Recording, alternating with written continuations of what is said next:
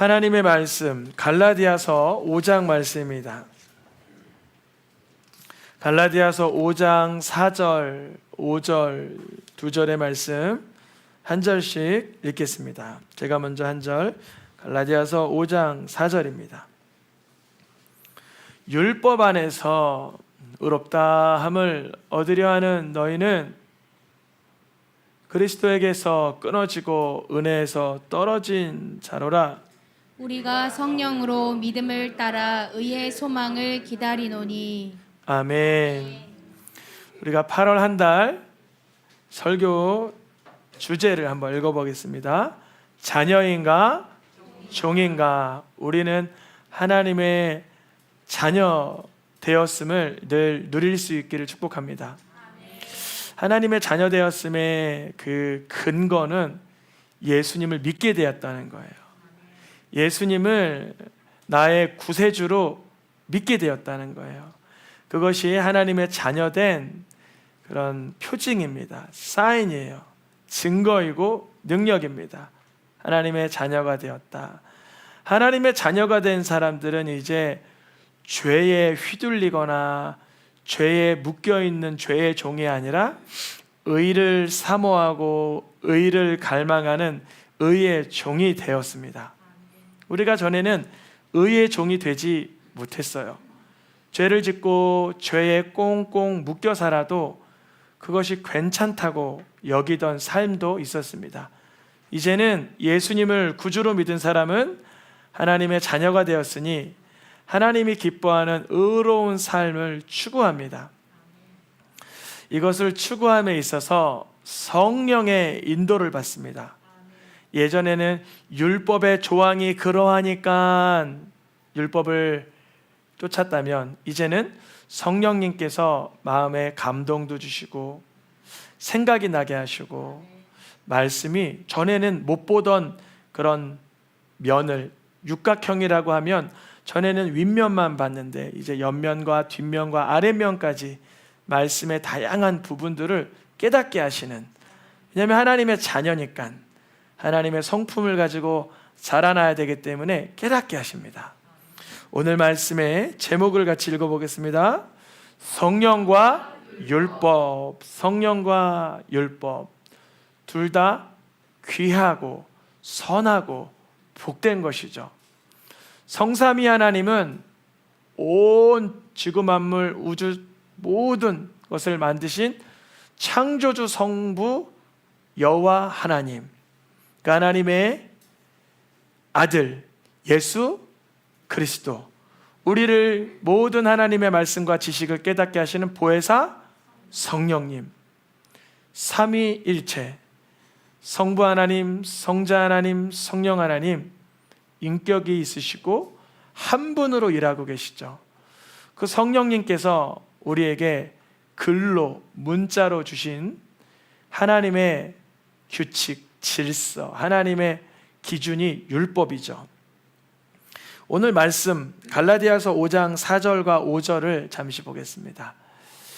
그 율법을 하나님께서는 모세 시대에 주셨습니다. 모세 시대라고 하면은 아브라함도 지나가고 노아도 지나가고 물론 아담도 지나갔고 요셉도 지나가고 야곱이라고 부르고 이스라엘이라고 부르는 야곱도 지나가고 모세 시대에 율법을 주셨어요. 그런데 율법을 주시기 전에도 세상에 죄라는 것이 먼저 존재했습니다. 죄라는 것이. 그런데 우리가 죄를 짓고도 죄가 죄인 줄 몰라서 죄를 분명하게 알려주기 위해서 조항을 만든 것이 율법입니다. 우리도 세상이 점점 전무다되고 세상이 점점 다양화되면서 법조항이 많아질까요? 적어질까요? 엄청 많아져요. 여러 상법도 있고 형법도 있고 민법도 있고 다양한 법에 세밀한 것들이 생겨나요. 이유는 죄를 분별하고 분석하기 위해서. 사실은 죄 안 짓고 의롭게 살고 남을 위하는 사람에게는 법이 필요 없습니다. 그래서 뭐라고 말하냐면 그 사람은 뭐 없이도 산다 그래요? 법 없이도 산다 그래요. 왜냐하면 법이라는 잣대가 그 사람에게 들이대기 전부터 그 사람은 늘 다른 사람을 배려하고 내가 내 몸을 삼가하려고 애쓰는 그런 좀 윤리적이고 인격적이고 도덕적인 사람들도 있어요. 하나님께서 우리에게 율법을 주신 이유도 같은 이유라고 하셨습니다. 죄를 깨닫게 하시기 위해서. 그러니까 죄를 깨닫는 데가 목적인데 율법을 가지고 나의 의로운 면모를 드러내고자 하는 것은 율법의 용도를 벗어난 거예요. 말씀을 드린다면 형법의 말이지 민법의 말이지 상법의 말이지 이러한 조항들이 있는데 난 그거 다 지켰다.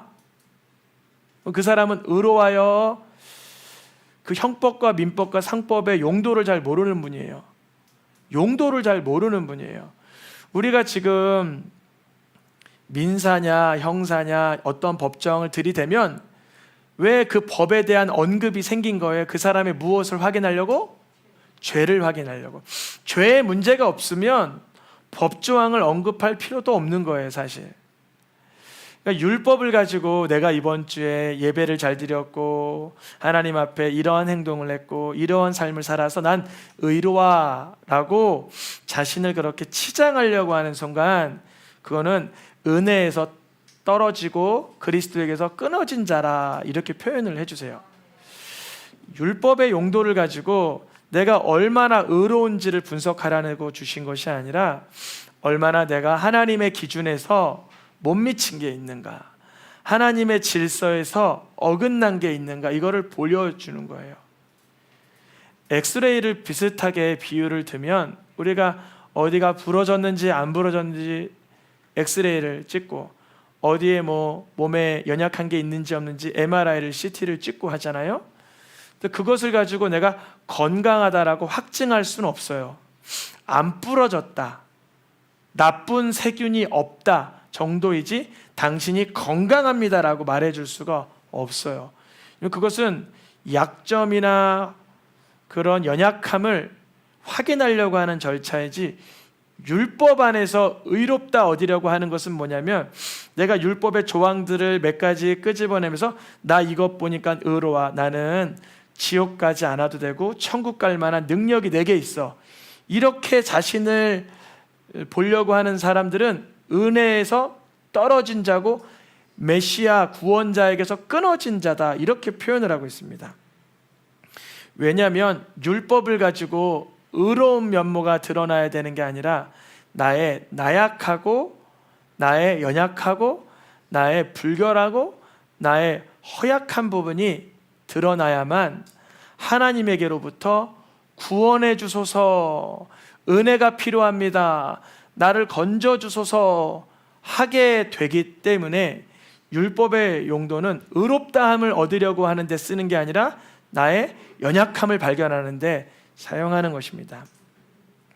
율법은 하나님의 기준, 하나님의 질서를 알려줘요.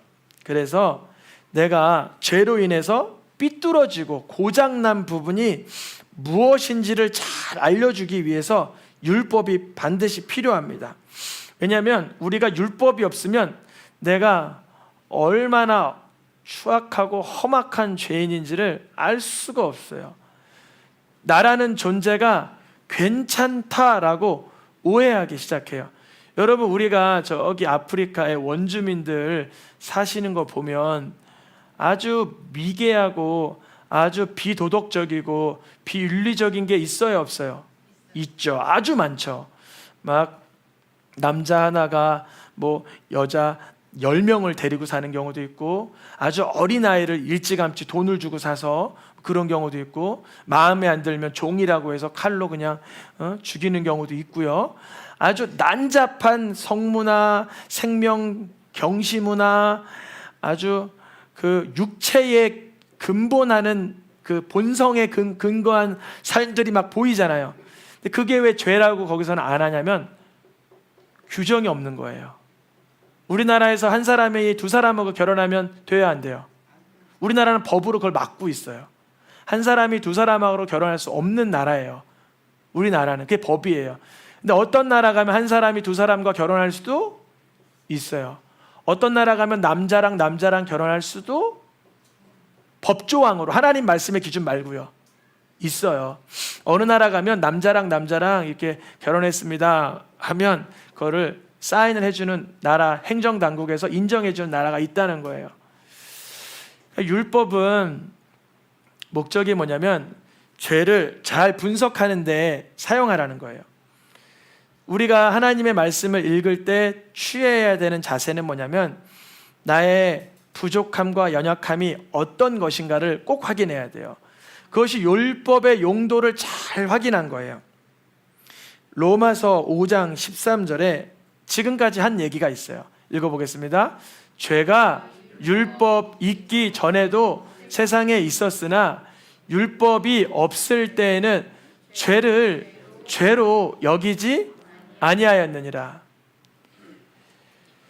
율법이 있기 전에 사람 죽이는 일이 있었어요. 가인이 동생 아벨을 죽였어요. 근데 율법은 없었지만 양심이 알아요.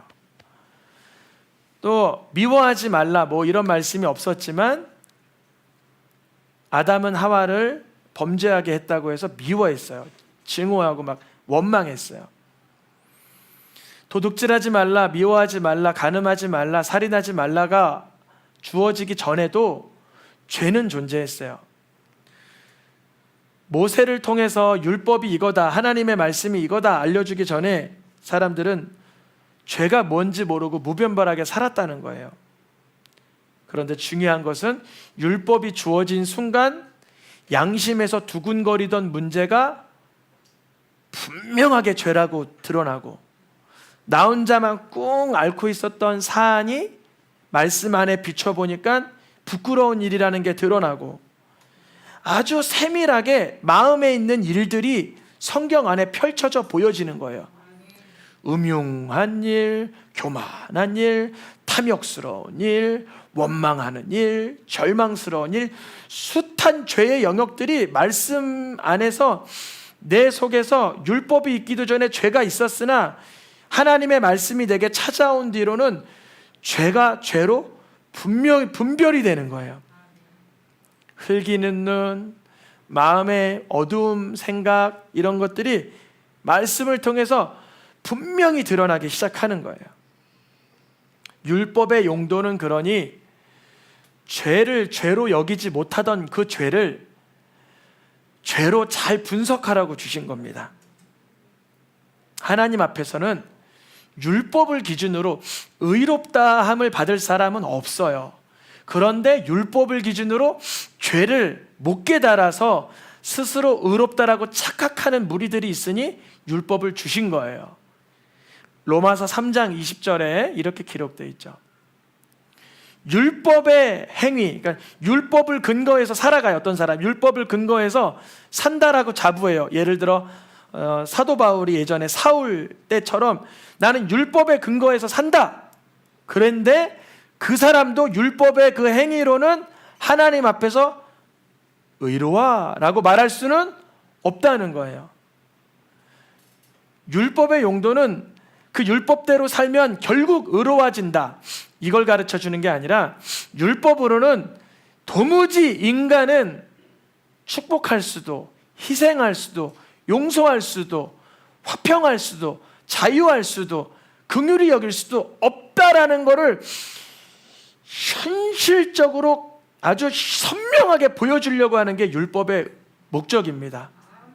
그래서 율법을 우리는 잘 사용해야 돼요. 나에게, 나 자신에게 내가 얼마나 자녀를 말씀으로 양육 못하고 있는지. 나는 하루에 1시간 자녀를 말씀으로 양육한다. 별로 없으시죠. 사실 이런 게 제가 많이 못 봤어요. 사실 그런 경우를. 나는 나의 부모를 공경하고 효도하기 위해서 열심을 다한다. 우리 또 새생명분들은 또 그런 분들도 계신 것 같아요. 나는 이웃과 관계를, 이웃을 내 몸과 같이 사랑하기 위해서 늘 윗집 아랫집 옆집을 내가 늘 마음에 두고 기도한다. 그런 분이 있겠죠. 율법의 의도는 사실 내가 이웃을 내 몸처럼 사랑하지 못함을 발견하라는 거예요. 내가 부모를 공경하지 못하고 자녀를 말씀으로 양육하지 못하고 내 아내를, 내 남편을 내가 긍휼히 여기고 존경하고 공경하지 못한다는 것을 발견하기 위함이에요. 죄를 깨닫게 하기 위함이에요. 그 허점을, 그 연약함을, 그 정말 어두움을, 그 사망을 깨달으라고 율법을 주셨어요. 목적이에요. 그러니까 우리는 하나님의 말씀을 공부하면 공부할수록 하나님께 뭘 바랄 수밖에 없냐면 은혜를 간구할 수밖에 없어요. 근데 하나님의 말씀을 전혀 관심이 없는 사람일수록 은혜가 필요가 없어요. 왜냐면 나는 충분히 의로우니까, 나는 충분히 괜찮으니까, 나는 도덕군자니까, 나는 성인군자고, 나는 다른 사람에게 해 끼친 적이 없기 때문에 나는 그동안 누구 싫은 소리 내가 들어본 적이 없다고. 죄송하지만 안 들린 거지 주변의 분들은 하고 있을 수도 있어요. 굉장히 끔찍하게 욕하고 있을 수도 있는데 본인만 귀가 닫혀 있을 수도 있어요. 이 귀가 열려야 돼요. 어떤 귀가? 율법을 통해서 열려야 돼요. 사람을 통해서 정죄받는 일은 예수님도 정죄 심각하게 받았어요. 미쳤다 그랬어요. 예수님한테. 예수님은 귀신 들렸다, 미쳤다 뭐 그랬어요. 그러니까 우리가 말씀을 열심히 따라가는데 누가 뭐 어려움 얘기한다, 그거로 구하라라는 얘기가 아니라, 말씀을 통해서 내가 하나님의 은혜가 없으면 천국에 감히 들어갈 수 없는 나라는 걸 발견하셔야 돼요. 제가 간혹 중환자실이나 연명치료하는 간혹분들을 대화 나눌 때마다 항상 조심스럽게 이 죄의 부분을 언급을 해드리는데, 신기하게 한결같은 고백은 이거예요. 저는 그래도 지금까지 누구 눈 찡그릴 일만한 일을 한 번도 안 했어요. 그러시더라고요. 그런 사람이 세상에 있을 수 있을까요?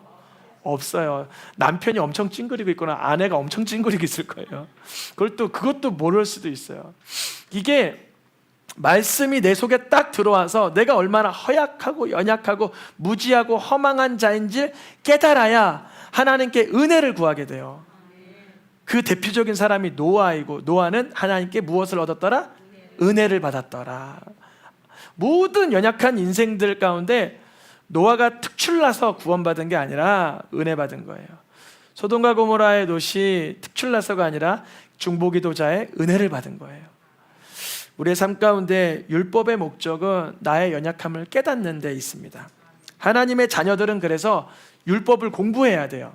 말씀을 늘 묵상해야 돼요. 자세히 배우고 나눠야 돼요. 이유는 그게 구원받기 위함이 아니라 이미 구원받은 하나님의 자녀로서 살아갈 지침이 되기 때문에 공부하라는 거예요. 율법을 열심히 공부하여 다 지켜야 구원받습니다. 이게 바로 행위구원, 율법주의, 예수님의 구원을 짓밟아버리는 나쁜 행동이에요. 하나님의 은혜의 은자도 모르는 사람들의 태도입니다. 율법은 지키라고 주신 거 맞아요. 어기라고 주신 건 아니에요. 그런데 본래의 목적은 지키라고 주셨지만 지키다가 지키지 못하는 허약함을 깨달으라고 주신 거예요. 이게 너무 중요해요. 근데 지켜보려고 하지 않은 사람은 못 지킨다는 것도 모르죠. 나 그거 맘만 먹으면 지킬 수 있거든, 이렇게 생각을 하죠. 지켜보지 않았기 때문에. 그런데 사랑해 보려고, 용서해 보려고, 희생해 보려고, 헌신해 보려고, 기도해 보려고, 겸손해 보려고 애써 본 사람은 내가 그게 안 된다는 걸 분명히 깨달아요. 야, 기도할 수 있는 영역이 내게 없구나, 사랑할 수 없는 근본이 내게 없구나 하는 걸 분명히 발견해요. 그러니까 율법의 첫 번째 목적은 뭐라? 죄를 깨달음이라. 이거는 첫 번째 탁 주신 이유예요. 왜냐하면 죄를 모르고 죄를 하도 지으니까 뭘 빨리 발견해야 돼요. 죄를 발견해야 되니까 뭘 줘요? 율법을 준 거예요. 엑스레이를 막 찍어요. MRI를 찍어요. CT를 찍어요. 왜 찍어요? 그거 자체가 치유가 되는 거예요? 여러분, MRI 너무 많이 찍고 CT 너무 많이 찍으면 방사선에 노출되는 거예요. 그거 자체가 치유제는 아니에요. 조금 아주 뭐 생활에 하는 정도의 피복 정도 수준이라니까 우리가 찍는 거지, 그거가 치료제라고 하면 다 찍게요. 그거 안 찍어도 주님이 치료하실 수도 있어요. 그런데 왜 찍어요? 뭘 발견하고 싶어서? 병. 율법을 왜 읽어야 돼요? 나의 뭘 발견하라고? 죄. 다른 말로 그 병일 수도 있고 죄일 수도 있어요. 그러면 하나님은 우리가 죄 깨닫고, 이거 봐, 너희를 얼마나 허약해, 죄 깨달아, 얼마나 약해 이렇게만 주신 게 아니라 그래서 하나님 앞에 은혜를 구하고 구원을 청하라는 거예요. 이게 율법의 궁극적 목적이에요. 궁극적 목적은 오늘 갈라디아서 3장 24절, 율법이 우리를 누구에게 인도해요? 그리스도께로 인도해요. 왜냐하면 율법이 우리의 무엇을 들켰으니까? 죄를 들켰으니까. 얼마나 우리가 추악한지, 얼마나 흉물스러운지를 발견하는 즉시 우리는 구원자를 찾게 돼 있어요. 적당히 발견하면 구원자 안 찾아요. 어제보다는 욕 덜 해야지, 어제보다는 덜 째려봐야지, 오늘 어제보다는 덜 훔쳐야지, 이렇게 생각하면 절대 예수께로 가지 않아요. 근데 율법을 통해 내 죄가 선명하게 드러나는 사람은 너무나 이게 심각하게 통증이 일어나고 애통이 일어나고 두려워서 하나님 앞에 엎드러지게 돼요.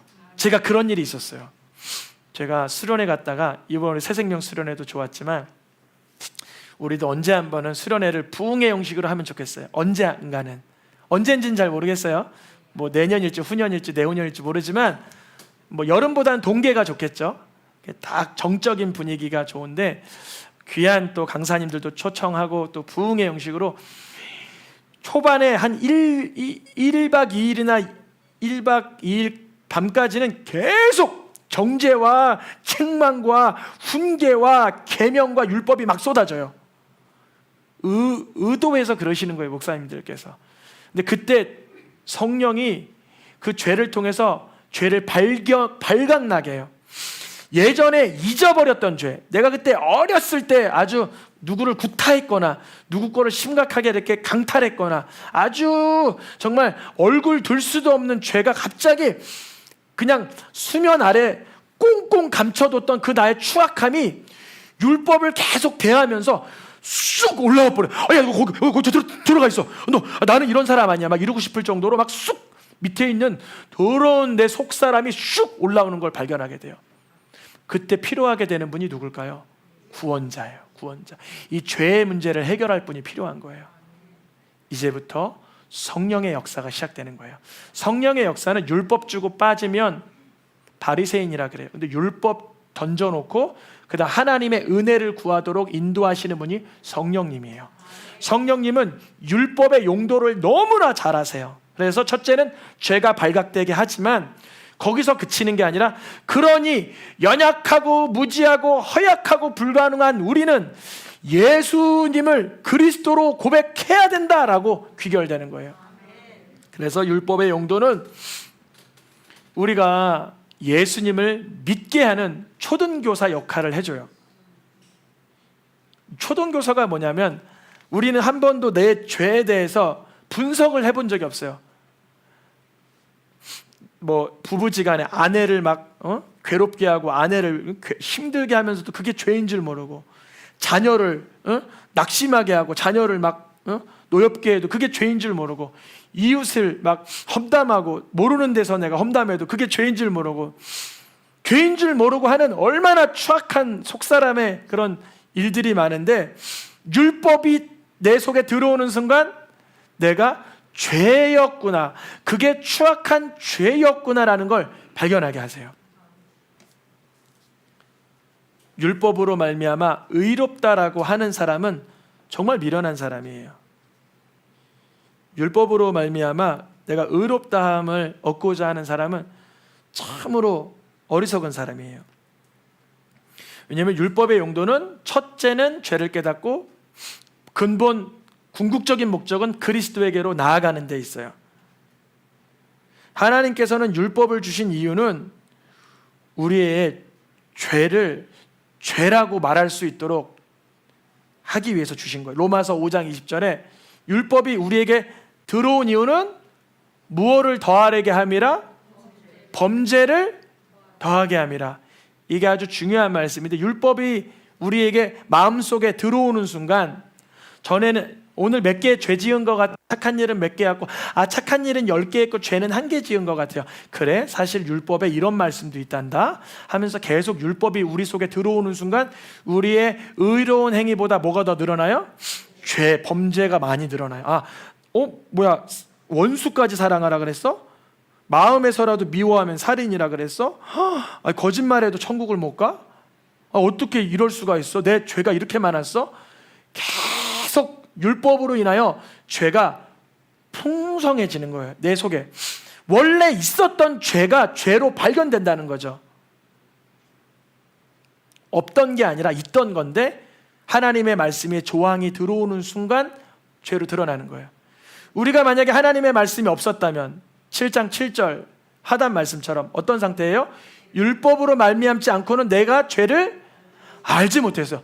나 그렇게 의로운 분이 처음 봤어요. 정말 의로워요. 어떤 분을 만나는데 세상에서 제일 의로워요. 내가 나는 진짜 의로운 사람이에요. 막 최고로 나는 나만큼만 의로우라 그래요. 그게 누구냐면 사도 바울이에요. 사도 바울이 예수 믿는 사람들 막 가둬두고 박해하고 죽이고 막 그러면서도 나만큼만 의로우라 그래서 자기의죠. 자기의. 죄는 율법이 들어오는 순간 내 속에서 드러나야 되는 건데 사실은 이게 간절한 마음이 있어야 돼요. 왜냐하면 목회자가 성도님들의 연약함을 막 콕 짚고 그러진 않아요. 그냥 목회자도 연약한 죄인이기 때문에 그러면 얼마나 상처가 되는지 알아요. 그래서 어떻게 말씀이 늘 적용되냐면 좀 삼자의 이야기를 하거나 성경 안에 요셉의 이야기, 무슨 빌라도의 이야기 이런 이야기를 끌어다가 쓰면 나도 모르게 내 속에 있는 것이 쿡쿡 발동이 걸릴 때 있어요. 그때 이게 성령이 하시는 역사임을 알고 주여 내가 깨닫게 하시는 거라면 내가 이 죄의 문제에서 해방되고 해결받기 원합니다. 구하시길 축복합니다. 왜냐하면 예수님은 그 죄에서 건지실 수 있어요. 엄청나게 많은 사람들이 왜 그렇게 고달프고 괴로운 가운데 있나 보니까 이 속에 미움의 문제와 용서의 문제가 해결이 안 돼요. 자기의 능력으로는 도무지 이게 해결이 안 돼요. 근데 그 문제를 누가 해결하세요? 예수님께 가져가요. 예수님, 내 역경, 마음의 이 속상함의 문제를 해결해 주소서. 그러니까 율법은 디모데전서 1장 8절 말씀에 보니까 율법은 선해요, 악해요? 율법은 선해요. 또 율법은 거룩해요, 율법이 아주 추악해요? 율법은 거룩해요. 그러니까 하나님의 말씀은 선하고 거룩하고 의롭고 훌륭한데 이것을 적법하게 써야 돼요. 적법하게 쓴다는 건 뭐냐면 율법은 옳은 사람, 의인, 선인을 위해서 세운 게 아니라는 거예요. 이 말씀을 딱 보면서 내가 얼마나 잘났는가 볼까? 이게 아니라 내 속에 얼마나 삐뚤어지고 고장나고 시커매지고 정말 흉물스러운 영역이 있는지를 율법을 통해서 날마다 발견하려는 거예요. 적법하게만 쓰면 죄를 깨닫고 예수님을 믿게 되는데 율법을 내가 옳은 사람이야 라고 착각하고 적법하게 쓰지 않고 하나님의 말씀을 평가하듯이 내가 다 안다는 듯이 이거를 가치 없이 읽어버리면 내 속에 있는 죄는 하나도 안 드러나고 예수는 짓밟아버리는 이상한 형태가 돼버립니다. 우리의 삶 속에 율법이 적법하게 쓰이기 축복합니다. 적법하게 쓰인다는 건 뭐냐면 내 속에 죄가 아주 선명하게 드러나셔도 괜찮아요. 저한테 괜찮다는 게 아니라 고해성사라는 게 아니에요. 성당에서 고해성사라는 게 아니라 예수님의 이름을 나의 구원자라고 믿게 되는 과정이에요. 율법을 통하여서 죄를 깨닫고 그리스도에게로 나아가게 하는 무슨 교사? 초등교사 역할이 율법의 용도입니다. 우리는 결국 율법을 우리의 육신이 연약해서 지킬 수가 없어요. 그게 로마서 8장 말씀입니다. 율법이 우리의 육신이 어때요? 너무나 연약해. 우리는 죄짓고 증오하고 교만하고 낙심하고 원망하고 혼미해지는 데는 선수예요.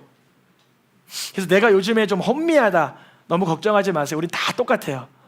목사님이나 장로님이나 권사님이나 어린아이나 어떤 어둠의 영역에 쿵 하면 우리는 너무 연약해서 휘청휘청거려요. 정말 이거는 40일 금식기도도 똑같아요. 완전 똑같아요.